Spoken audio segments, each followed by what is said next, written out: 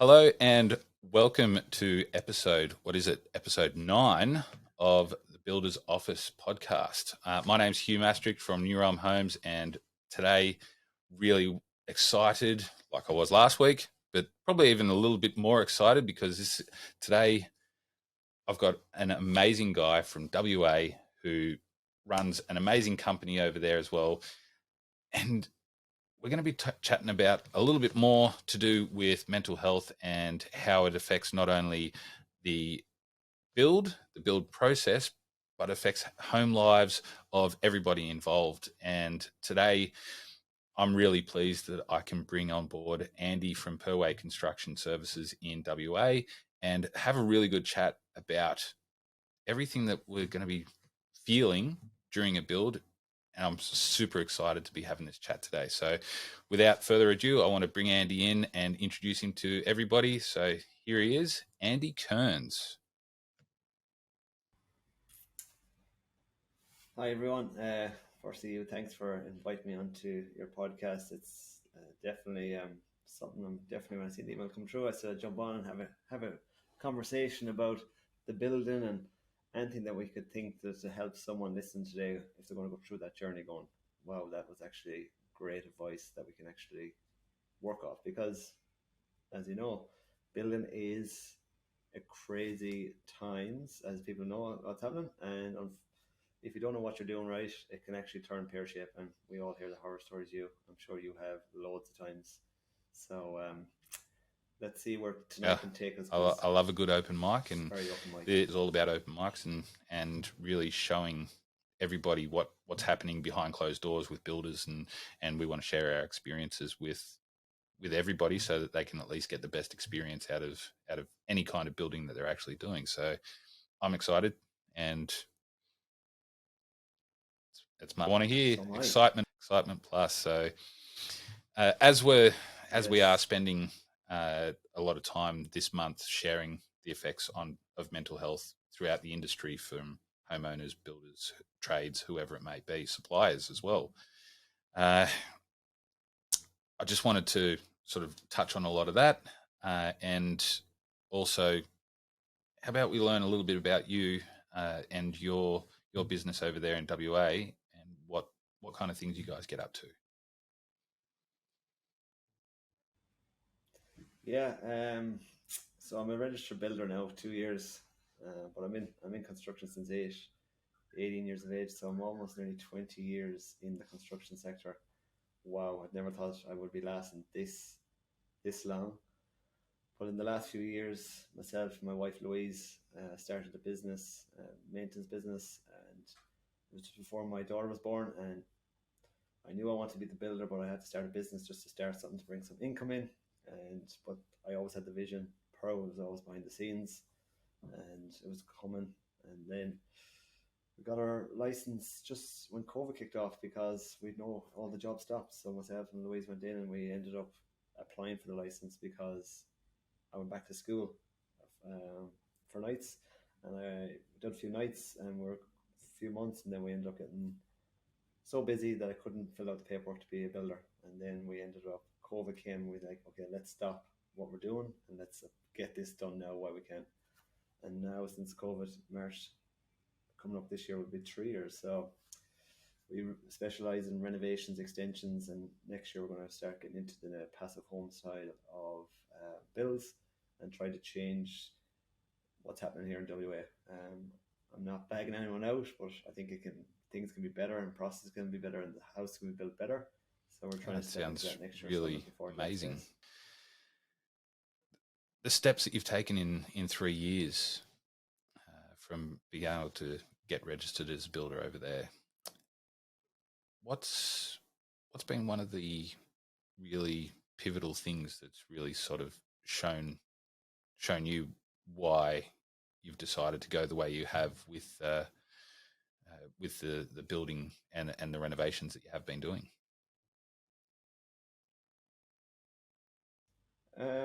For me, you start off first with a few bathrooms, kitchen, laundries, and then you're like, okay, when am I going to get to this next stage? And to take on a build over 20,000, you have to be a registered builder. And for me, I always wanted to do a build.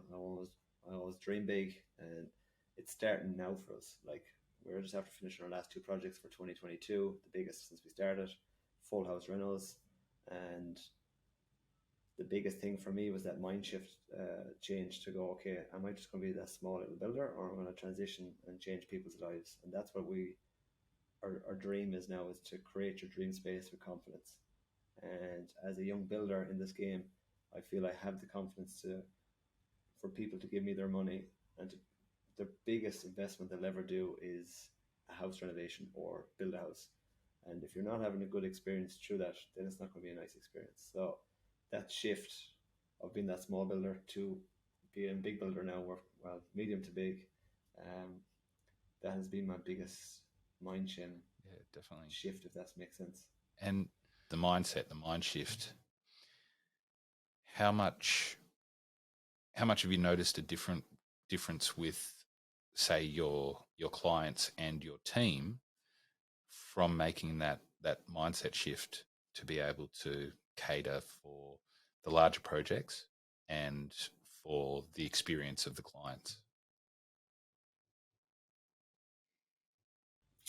Well, if anyone's listening here tonight or future and they're listening to this podcast, I did not go from that small builder to the big builder overnight. Myself and Louise, like yourself, we are surrounded with great builders. We invested money and time into a business coach. To make cause, I have to give a big shout out to him. We invested time into a builder's coach, and he has changed my game and my business tenfold. And we're around some amazing builders. And when I tell other people in the construction sector that I have a business coach, they're like, why do you need that? And I was like that 2 years ago. I was like, I don't need this. I told Louise, like, I don't need a coach. And it has made my business much more better for the customer, which is the number one person, and obviously the team. I care more about the team than I care about others. And without the team, we're no one. And my dream is to look after the team and stay with me for how long as they want, to stay with me, and I can look after them. Why would you want to go out and start your own business? Because the stress of running your own business is crazy. You know, I wanted to give up this a few years ago, and now we didn't, and now I can see it's working way better because my mindset is much more clear now. But I had to do a lot of changes myself for self-development in cold dips in the mornings. That's a big thing for me. Cold dips, cold showers, get focused. And I also give up alcohol now. I'm on my 5th month of no drink, so being Irish and not drinking, it's a bit like, what's going on? But for myself, I have a young family now. My mindset is, I want to be in a good place. And if I'm in a good place, I'm going to be in a good place for the clients that I deliver my projects for. Does it always go to plan? Hell no. But it's how I take that on and how I bring it to the client. And for me, I think for a builder, I think I'm actually very good at that. I think I have a good people skills. I can read people, and I can read people in good and bad situations. And hopefully, when it does go bad, and it does go bad on site, something goes wrong, it's the communication here. It's how we communicate and bring it through. And that's on this topic that we're talking about, mental health. It can be stressing clients, and if you're not there bringing it across the table and telling the clients what's happening, that's when things can turn nasty. That's when you hear the builder and the client fall out. Yeah, the breakdown in communication can be a killer for any project. And 100%. Yeah. But the old me wasn't like that. I used to leave site on Friday, pack up the van, go home, not care. And I mean not care about the client, because the weekend come, I was out with my family, I was out having dinner. Now I'm big on the communication, big on sending videos, big on WhatsApp videos. If the client's not there, make a video. If I can't send it, they're following me on social media, so we put up daily videos. So if anyone's listening to this, over saturate your client with messages and videos and info. That's all. Definitely. I want to be heard. I want to be listened to.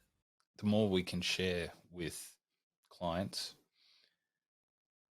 when it comes to progress, and even if it's bad progress, it doesn't have to always be perfect progress or anything like that, because nothing, as you said, nothing ever runs on time perfectly, and it certainly doesn't always flow the way that we schedule it or plan it out or anything like that. And when it comes to it, just being able to share all of that with clients, whether it's through social media, whether it's through a client portal or some sort of weekly, daily emails with updates in them and stuff like that.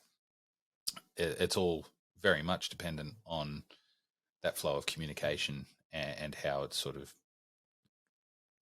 thrown across from side to side across the relationship that the clients and builders inevitably are going to have, because as you and I both know, those relationships sometimes are almost like a marriage, and they can have their rocky parts, they can have their really amazing parts, but at the same time we have to accept that we have to have that communication level that's up at a very high level to be able to get the best experience for everybody. Yeah, I agree. Like my first meeting or my first on-site consultation, when I go out and meet the husband and wife, is I am coming into that house to see if I want to work with them clients and they want me. And that's before that. That wasn't the case. I used to go out and quote for hours, drive around for hours, and I send quotes off, and I wouldn't get anything back. And now we have quality clients, and I mean that. Since COVID came in, COVID was a blessing for me. Me and my family, I've more hours back in the day. I care for the team. I care for my clients, and the quality clients gets a quality outcome, and it's just a win-win for everyone. And I mean that. It's if I don't do it, the system breaks. If I do the system works. So I just feel sorry for the people that don't go with me. Honestly, I think we give a great service out here. That might people might be thinking they're very cocky, but it's not. I feel like we actually do. All my trades care, all my subbies care, and it should be that case because it's the biggest investment, like I just mentioned a few minutes ago, that people make. And if people go for the cheapest, what do you get? Bad experience. Well, the what's the old saying is, how does that saying go? It's along the lines of being the cheapest is the quickest way to the bottom. No expenses, so he's going to be cheaper than me straight away. But he's going to be slower to do the project. He'll have more stress. He'll take longer. If anything goes wrong, he won't be able to commit to it. And then you have the likes of us. We're a medium to a high-end builder now. We're coming through that side. We have the office. We have more overhead, so we're going to be more expensive. So when I educate the client, then to the next stage, which you have the project builder or the bigger builder, they would have all subcontractors coming into the project, and they'll have to wait for tradies to come through. And we have a team of carpenters now, so we can do a lot more. We can be more efficient, and you can see it. You can see the job getting a bit quicker than a lot of other things happening out there. So, but again, we don't take on a lot. We try to just do one or two starting, and try to do that and give a great service. So, Yeah, that's brilliant. Love that sort of thing. Love that sort of thing. And having known you for a couple of years and watched you grow into your business the way that you have has been totally impressive. And my hat goes up to you every time I see the things that you're doing and the things that you're implementing into your business for your clients is just totally impressive. And yeah, you can't ask for better than that. So it's awesome. mm, back at you too, though. It's this podcast. It's this. We do this. We're all doing this to be better builders. Like to be a builder is the most stressful business you could be in. Like the first few years, is like, what am I doing? I'd be better off to work in McDonald's. That's a fair like. People look at me now, they're like, oh, Andy, you're doing very well. They didn't see the highs and lows of the first 2 or 3 years. I would be better off to work in McDonald's. Now it's working, it's coming, it's getting better, you know. But we still make mistakes here. We wear jobs. We might miss something, 5 grand, 10 grand. That's not the profit. It's happened. And what I learn now in business is what happened, how do we make it better, what did I learn from that lesson. You won't do that again quickly. When you lose 5 or 10,000 in jobs, you go, okay, that won't happen again. Yeah, that hurts. It does. It does. It hurts, definitely. But we keep going. We try to see from these lessons and we move forward. Definitely. No, that's great. So, one of those interesting questions that certainly comes up quite a lot, and I'm sure that yourself and Louise have been given this question a number of times, or heard somebody say it, or it's been asked in a subtle way, has been, should I be too scared to build? Should I be? And if not, where do I start? Great question. And if I had a magic ball for every time, if someone was like, "Is there a good time to start now?" No, it's not a good time to start. It's not. It's definitely not a good time. But with the planning and with the right designer, with the right builder, interior designer, with all the right trades, it's a great time. Like people are out there and they're like, my job's not getting done. It's taking forever because people rushed into this. The time when COVID came in, the grants came out, everyone jumped on that. And I said, Louise, I'm not going to touch any of these grants because I just see it's trouble. I'm Irish. I came from the recession in 2008. There was a boom back there. The minute that crashed, it was like everything stopped. And that grant came out. I was like, this signs, I'm not trying to be cocky. I know there wasn't much, I wasn't a builder, but when we got our license, I was offered a lot of these jobs to take on. I was like, I'm not taking these because I sense something was going to happen in a few years after this. And that's where we stayed away from them. So for them people that invested into them grants, that wasn't a good time for you. They seen the shiny object and they jumped on it. And unfortunately, they're paying for that because some of these houses are taking up to a year, 2 years to finish, maybe 2.5 years, which is sad to see. And it's actually, you can see why all them people hate the building industry, hate builders, which is a bad time for them. I'm going to use my project I just finished there last week for these clients. These clients were told by their neighbours left and right, mid-July, you're starting a full project. It was our biggest build or biggest renovation / build that we've done. And we took that house from mid-July to the first week in November to practical completion, which I'm proud of because we had so many people doubting us and doubting the client too, but we got them into the house in practical completion 4 days before the wedding. It was amazing. It was actually very emotional to get them in. Obviously, we have to go back next week or the week after to finish off their house and a few bits and pieces. But we had 55 trades come through in 15 and a half weeks. And for people that think, oh, that's easy, the logistics of that is intense. There'd be nights in bed I'd be thinking about the project, but the guys loved the clients because the clients were amazing to work for. I had feedback from my subcontractors I had to bring in for a project that they haven't worked for me yet. But when I bring tradies in, I bring them in here. I tell them what we expect. And some guy came on my team now, which is he's Tyler, and he just said, "Wow," he said, "I've never been on a journey. I've never been on a building site like this." And he said, "I'm Australian." He said that this is magical, and I was like, "I've heard that from a few guys, and I am trying to change that in the building sector because when you come in and work for a builder, you might be thrown into a corner. And you're like, you do that job and you're gone." And for me, I like to come in and get to know a tradie and see what's happening and have a chat and see what we can do better to make his business better. Because if I can make that subcontractor better in his business, he's going to be better for my business. He's going to be better for the next person. It's a big ripple effect. So I know I raffled on there. And is it a good right time? No, it's never a right time. But when you start at the right mindset, meeting the right builder, meeting the right drafty, it's going to take that 1 to 6 months to get that going. So it is like a marriage when you meet a builder, and by the time you're finished, you're either going to love the builder or you're going to hate him. And for me, I was invited to that client's wedding at the weekend. That's awesome. And she hugged me at the end of the night. It was massive. I mean, it was a big hug. And Jenny and Joe are like friends of ours now. And I'm forever in their favour because they could have picked any other builder in Perth, but they picked us and we delivered. And for me, that's a credit. Does that happen in every renovation? Hell no. Logistics, shortages, something might happen. But that happens, you have to take it on the head. But people stress about money, they're staying in people's houses, Airbnb fees. It happens. But for me, we have to educate you at the start. Going, this is what's going to happen. If that does happen, we have to sit around the table. We have to have a communication. We have to come to site.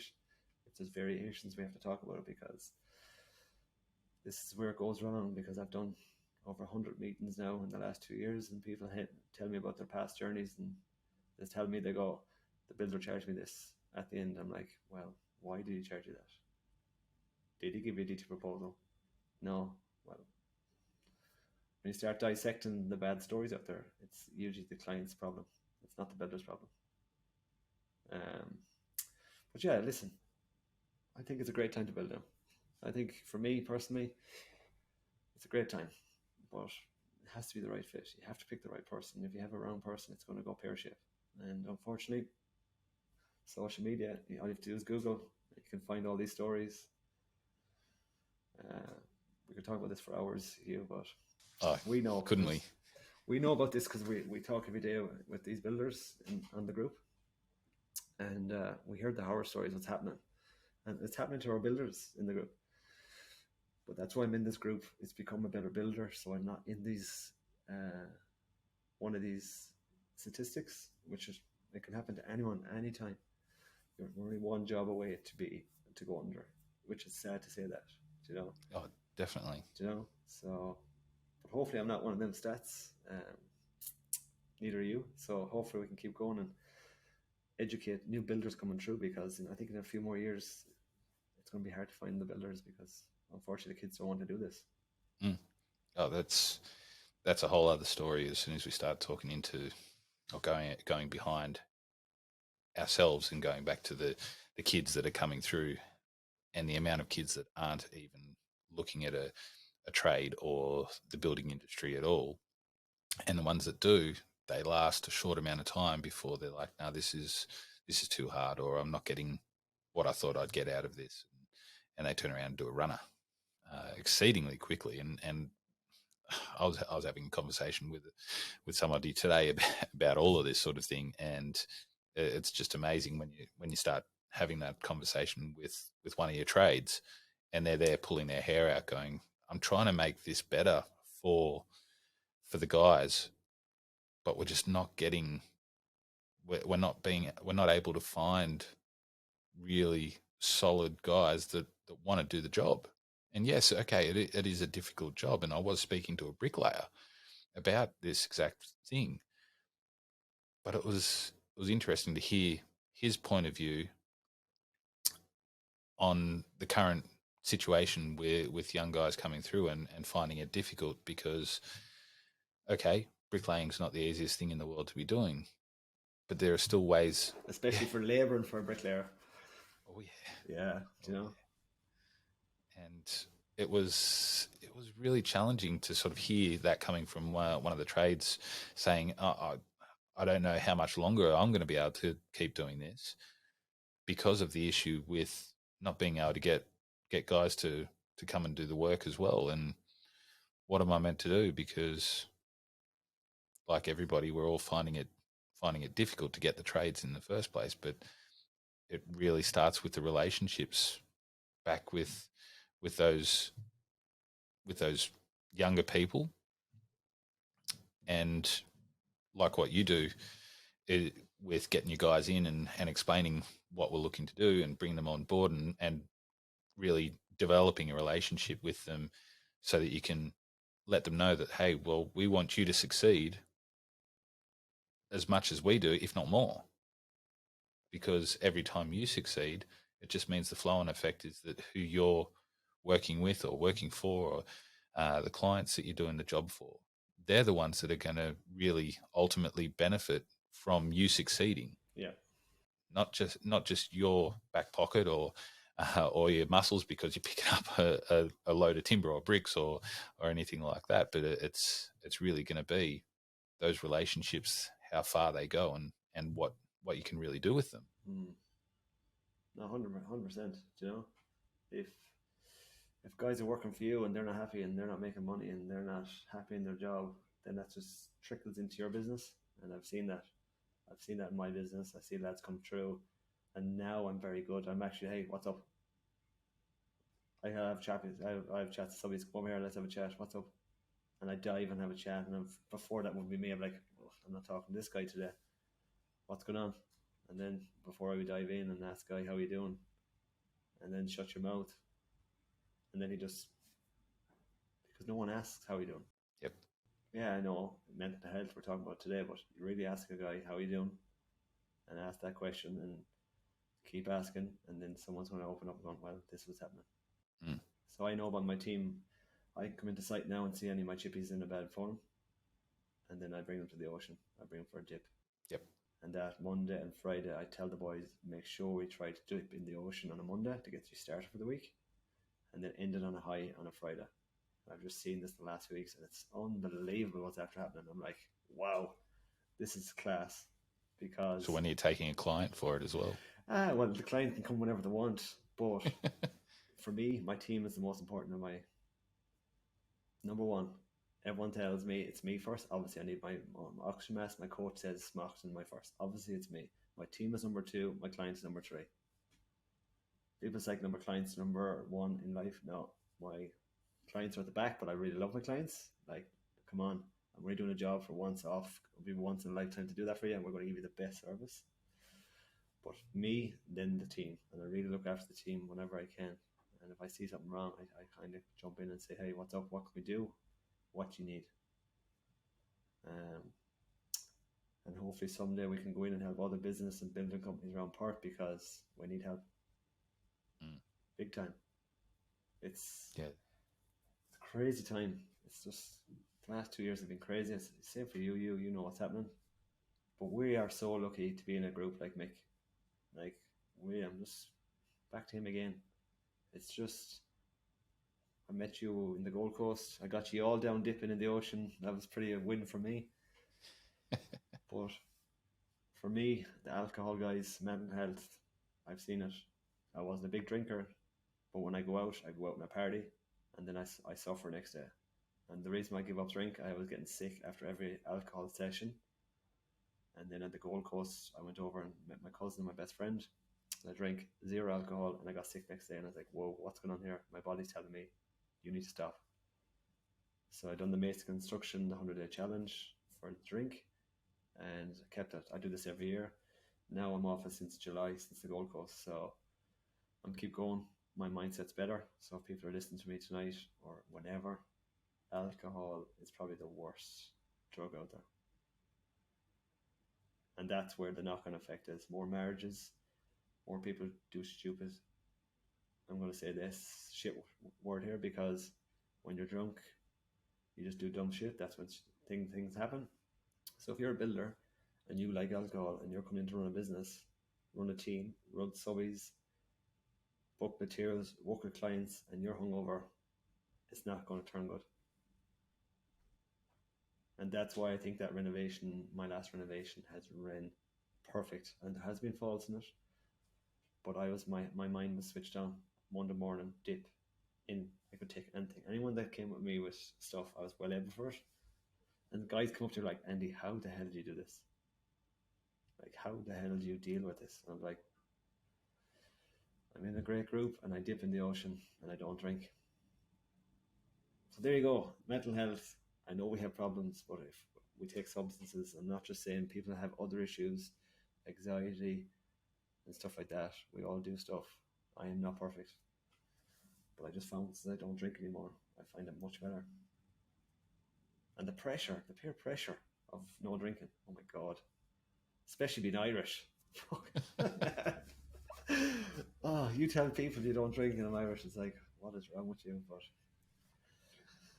it's all What's good. happened to you? You've changed. I have changed. You've left the circle. But yeah, I know we came off a bit there, but I'm just trying to teach people if they're in the construction sector, if I can help you that way, like this can change your lives. Yeah, definitely. That's great. Mm. It's wonderful, Andy. Thanks, man. Honestly, I couldn't agree with you more when it comes to, I guess you could call it a little bit of substance abuse. And it doesn't matter what it could be, but where with that, it does affect more than just how you're feeling in that moment right then. Mm. and it can continue going into other areas of your life. So, yeah, we do have to really make the choices that are going to be the best for us each day. Yeah. And each one of those choices can be challenging. And I know a lot of people that don't want to accept that there's that what they're doing is their choice. But everything we do is a choice that we're making. Everything. And I've come to agree with that now. Anything that happens in my life, it's my fault. If you go out there and run a red light, why did I run a red light? If I do dumb stuff on site for someone, it's my fault. I have to sit back first and accept it. And some people can't do that, So I'm not here being an anti-drinker. Come back to the drink. I have a full fridge out my back garden full of alcohol. I want to open that fridge and take a bottle anytime I want, but I'm not looking for it yet, And I hope I don't for a while. But listen, all you can do is make your own decisions and see how it goes. But it's, for me, life is great, and I'm not just saying that right now. It is unbelievable great at the moment for me, and there has been ups and downs in my business. And I was like, I wanted to pack it in a few years ago. I felt like just like packing it all in and just saying, no, this is not for me. Why am I doing what I'm doing? But listen, I love it now. I'm here to create people's dream space with confidence. Yeah, that's awesome. Couldn't be more proud of the things that you get up to, mate. The stuff that you're doing is just it's up on another level, and it's only going to improve. I can see it from here. Thank you. The last little thing that I wanted to have a chat with you about is the little offshoot stuff that you're doing off the side of your business. The build it forward. This is it. This is goosebumps right there. Yeah. The goosebumps that come from it, and in a couple of ways, there's something that we discussed when we were up on the Gold Coast, actually, and it was something that I sort of had in the back of my head, and we might even have a chat about this at a later stage, sort of off the podcast, and but it's along the same lines that you have with the build it forward stuff, and yeah, I just wanted to see what brought about the build it forward philosophy that you've got, and what you've been advertising with that. Yeah, but I look forward to me, guys, as a builder. I came to this country with $10,000 in debt, literally debt. I left Ireland, took a loan out. I came from a council estate. We have not been like, I worked when I was a kid, so I always had money. Mum and dad gave us food and all that. But there's people out in this country they haven't got that. They haven't got this, And I said there one day, and I said, what's my purpose in life? Curran Ray, I'm a big follower of Curran, I think you are too, you. And I just love helping people. I just love helping people, helping homeless people, things when I least expect it. And I said, what can I do? I said, I just don't want to be a builder all my life. I said, I want to do bigger than this. So my dream is to get Perwa into a form that I can actually let people run the business. I will be the backbone of Perwa. I'll always be in it. But my big purpose is build it forward. And that is a community base giving back to the community. And like pay it forward, giving back. And we've only done 2 projects, but I'll tell you right now, last November to this day last year, we transformed a lady's life. And the people that I dip in the ocean with, a shout out to them, the Human of Excellence in Perth. If you don't go dipping, please get up there. Amazing people. And I headed up there and I went camping with these guys, no drink event, and we went camping. And that night, I said to them guys that I want to give back to someone in the community. And they got me a name, and this girl was in a bad financial. She needed to get out of her house. She needed to downsize. I remember saying to Louise, I said, let's go for this. And Louise was like, why don't you just put money into the website? Let's get that going. I was like, no, let's just help this lady. So I had about $7,000 banked from projects I was putting aside. Literally $50 you, $100 away, putting away, and we had this banked. And we started this build it forward last year. And I think we had 40 people come through. and renovate this woman's house. It was like a mini block version of it, or Grand Designs, or whatever, just to come in and flip the house over. And we transformed it in a weekend and 2 days. The adrenaline coming through me from that was just unbelievable. And now myself and this lady are great friends. When I see her, we always hug, and we transformed her house 2 days, and she sold it for 670. She got 70 grand more than the asking price, and now she's in a different house, and her whole life has changed for the better. And for me, that vision came from my sister in the UK. She was in her own from a domestic relationship, marriage, and she was ringing me for help on videos. And I always said to Louise, I want to help these kind of people. So I just give you the backbone where I came from. I'm very humble, and there's people out there that people need it. So my sister was an inspiration for my sister Joanne. If she's listening to this podcast, I love you to bits, because she's over there in the UK struggling on her own with an autistic child, and with a teenage daughter, and she's unbelievable. And they're the type of people I'm trying to help, people that need help. And I'm going to get funding. People are going to see me someday. They're going to start throwing funding into me, and I don't want much. I just want $1,000 here, $500 here, $100 from people, and I will change people's lives. And this is only the start of it, you. My vision is to go to South America and build an orphanage. Like, it's crazy what's going through my head. I told Louise, we are so wealthy in this country. I have a roof over my head. Haven't got my house that I want to build yet, and I will do that. But I'd rather change more people's lives and build a future for someone else that might need it more. Because I think it can be a lot more done over here in this country. This country is so wealthy, and it's sad to see so many people in the streets, domestic violence and stuff like that. So that's where I'm going in a few more years. But for now, we keep doing little small baby projects and keep making them bigger and bigger and bigger, and then eventually I'll have so many tradies on my system. I'll just push out an email, and we'll have so many tradies come in and help me on each project. So that's the dream. So if you're a tradie in Perth, listen to this. DM me with your email and put you on the email list. That's awesome, mate. That's truly amazing, and I think that the story that you have right there, I'm sure that it'll hit a lot of hearts, and I know like that hits me, and it gets me right in that spot that says really need to and want to do more for people to be able to get them where they want to be in their life. And I know that there's going to be a time where I'm going to be saying to you, hey, Andy, you've got something going on. You know what? I'm jumping on a plane. I'm going to come and help. Man, I would love to have anyone.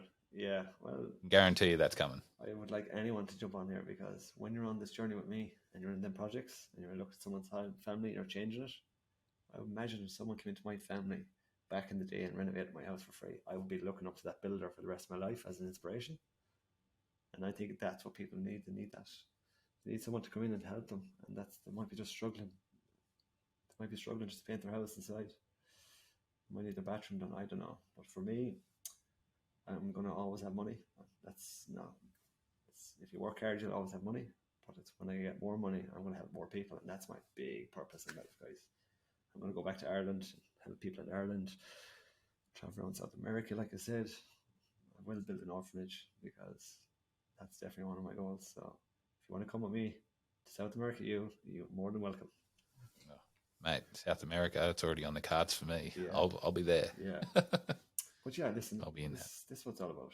Like people might listen to this podcast going, oh my God, this guy has an easy life. I haven't an easy life. I have a family with 3 kids under 5. Life is crazy busy. Some days I'm like, oh my God, what are we doing? But do you know what? When you think out all the positives, I'm so lucky. I'm not just saying that. I've traveled to a lot of poor countries in South America. I had water pulled out of my hand, Scotty, you.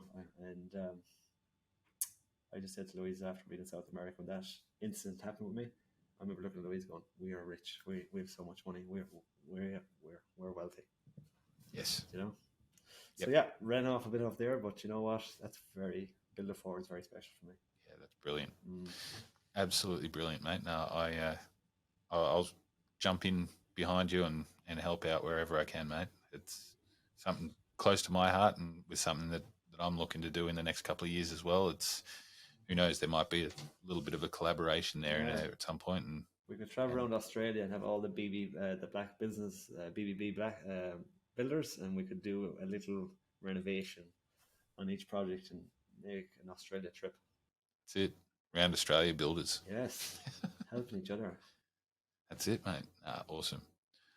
Now, well, I want to thank you, Andy, for joining me today. It's been a great chat. And if people want to get in touch with you, how would they go about getting in touch with you? The easiest way possible. Well, the easy way to get to my website, Powerway Construction, or www.powerway.com.au, or hit the social media. I'm all over Facebook, all over Instagram, as you know, but hit me a message. If we can help you out, we'll try our best. And if we can't help you, we'll put you in the right direction, because we can't help everyone. People are messaging me, and we can't. But the people we do help, we just want to give you the best experience ever. So if we can help you, we'll try our best. That's brilliant, mate. That's brilliant. Well, the links and the links and the website, all that sort of thing will be, if you're watching on YouTube, it'll be underneath. And if you are watching on YouTube and you made it this far through, don't forget to hit subscribe, hit the bell, do all that funky stuff. If you're listening to the podcast on Spotify, the links hopefully should show up underneath, and you'll be able to get in contact with Andy. If you've got any questions at all, you can hit up Andy or myself.